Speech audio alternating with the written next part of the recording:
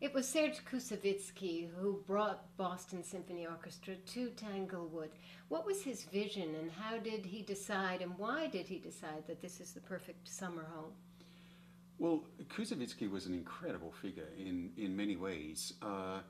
Even before he came to America to actually take up the music directorship of the Boston Symphony, we know from his writings that he had some idea about some summer place where artists, musicians could all gather and share their creation, their love, their understanding of music.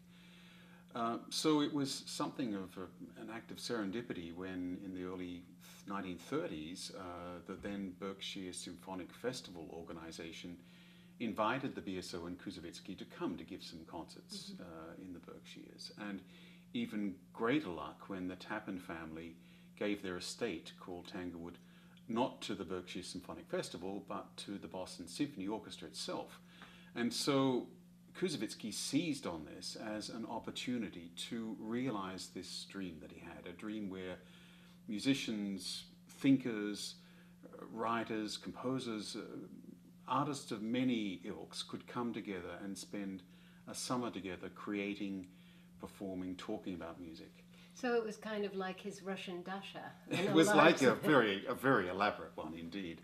The thing that made Tanglewood so unique, and this is absolutely Koussevitsky's genius, that of course at the heart of it was the presence of the Boston Symphony Orchestra, a great symphony orchestra, which makes Tanglewood different from any of the other great music festivals of the world. If you think of Salzburg or Edinburgh or Lucerne, there are many great orchestras which come to visit, but not one which is there for the entirety, which is the core performing ensemble, where the musicians are absolutely integral to the whole life and working of the festival, of the community. It's a rare and incredible thing, and somehow Koussevitsky saw all of this in advance, and it fell out, and he nurtured and brought the right people together, in those early years. And isn't it also a stroke of genius to have it right between New York and Boston, because you get many thousands of New Yorkers. Absolutely, and in the 30s,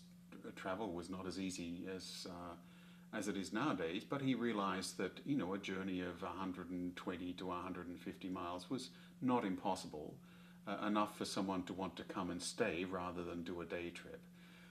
So it was an ideal situation in many ways, and the catalyst of the gift of Tanglewood to the BSO, the property of Tanglewood, was what really made it all come together.